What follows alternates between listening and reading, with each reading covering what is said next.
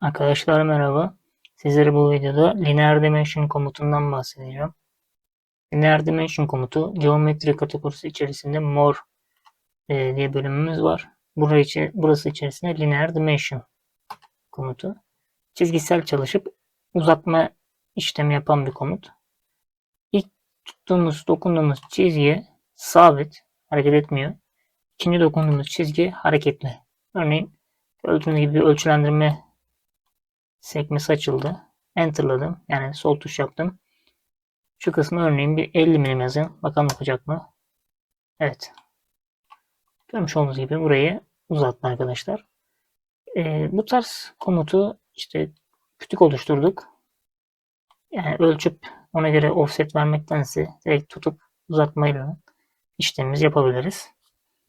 Kısacası Linear Dimension komutu bu arkadaşlar. Bir sonraki komutta görüşmek üzere. Hoşçakalın.